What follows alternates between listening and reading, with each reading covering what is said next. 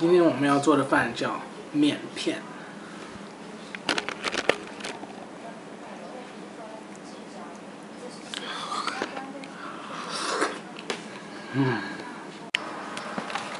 It's just some flour.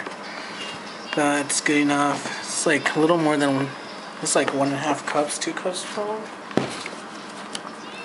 Alright, something like that. Alright, if you guys don't know how to knead dough, this is how you do it. Just watch. So here's the flour, chopsticks, water set to drizzle. Watch this. Just do this. Just move it around. Just keep doing this. Just keep doing that until you start getting something like this.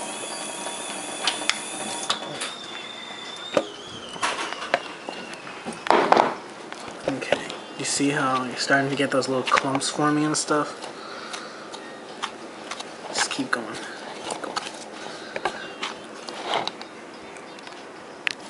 Alright, now that all the water, moisture is sucked up, and it kind of looks like this, remember, stop putting water in it when it starts putting too much. You know, you don't want too much water. That's the worst. Too little, less water is better than more water. Trust me. Okay, and you use your trusty clean hands. I usually put it in a fist, okay? And I start with my knuckles and go like this. Squish everything. Squish everything together. Alright, now that we got something like this, now you can start try to scrape up some of it, and then just use your whole fist now and just go down.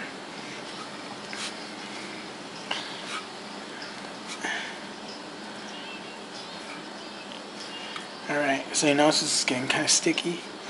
You used up almost all the dough inside of here. It's getting kind of sticky, so what you want to do is carefully just take this hand and watch this magical transformation. Just wait for it. Oh my god, look at that. Okay, see, all I did was just carefully dipped it in the bag of flour and just makes your hands all dry. And then you can coat the outside with flour that way. You want to do it carefully because you don't want to leave any of the wet flour inside the bag. Alright, so this is pretty much good. Now, what you want to do is just pick it up, use 2 hands now, and just do this. It really makes you feel better about yourself because the dough really comes to life. Right, it's just a cutting board.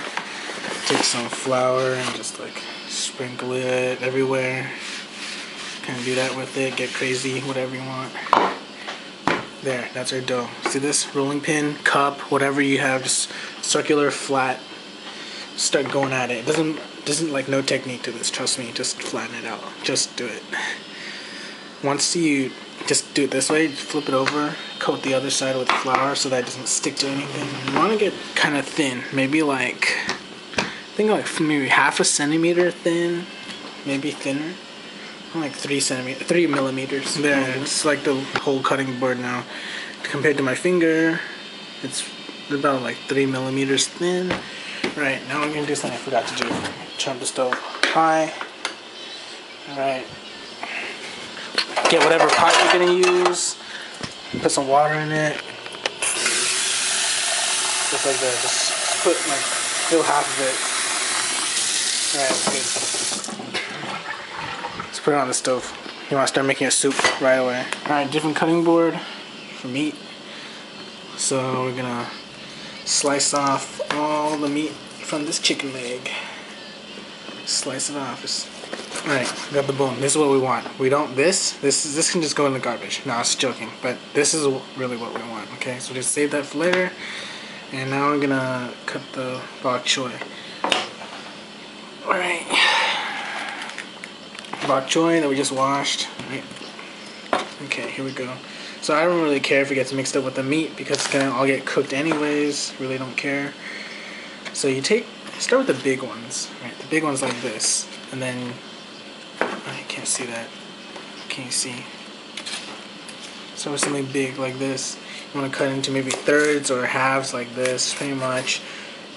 I'm gonna go all the way to like the top, about like right there. Just stop right there, right there. Don't go all the way through the leaf. And then right through the leaf, just make a diagonal cut, and it's kind of cool. Okay, you don't have to do that. Cut your bok choy however you want, but preferably at least make them smaller before you put them in the pot. Alright, and then the little ones, just gonna leave them alone. That's small enough. Alright, back to this side. Here. Alright, this is how you do it. You want them to be about this big, okay? This is how big you want your little strips to be, okay? Right to my finger. Alright. So this is how you do it. The best way to do it is you have this thing that's as big as your cutting board. Cut it in half, just like that. Alright. Separate them. One here, one there. Alright. So you this is the easiest way. Like, you might not always get this nice oval, pear-shaped, almond-shaped shape, whatever. So you could just curve it like that, or curve it the other way. Oh, almost small. Curve it like this. It's gotta be reasonably thin.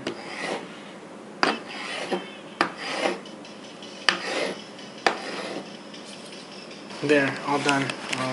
Notice how I separated them so they're not really touching each other that much. That way they don't stick back together.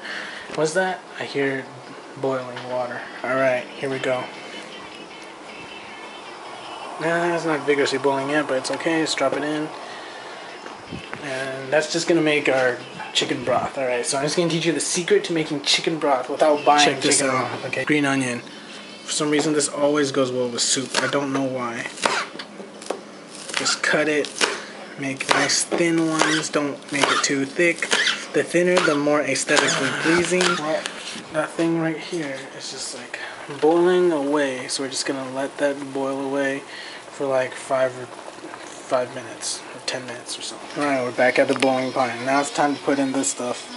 Alright, so after you're pretty confident that the broth is all boiled out of the chicken bone, you just start dropping these things in like this. Don't splash it. Always put a piece of it in first and then drop it. Okay? No splashing like this. You might splash.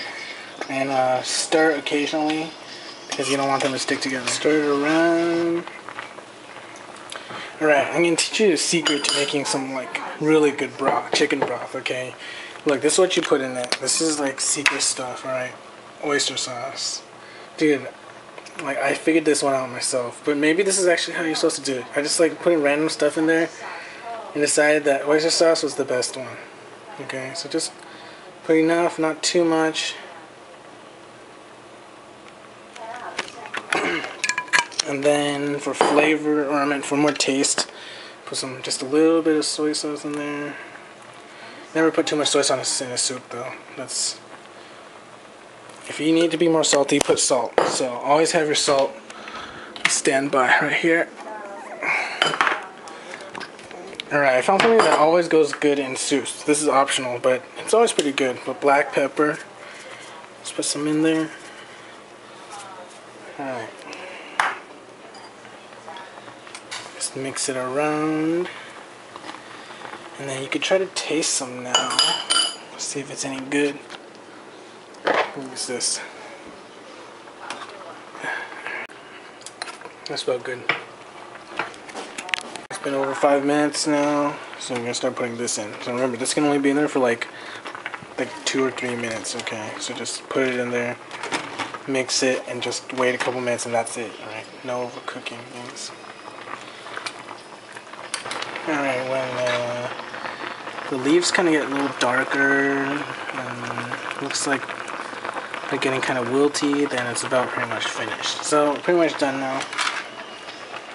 Turn the fire off while it's still boiling. Just put the green onion in there. There. And then that's pretty much it. You just mix it around.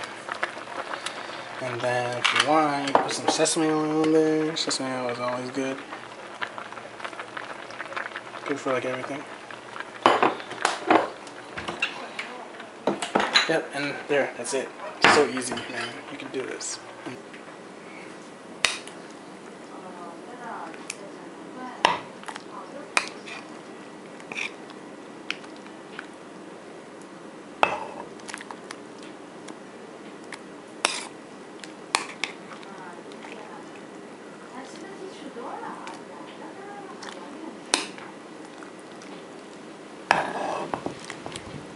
Oh yeah, here we go. Here we go.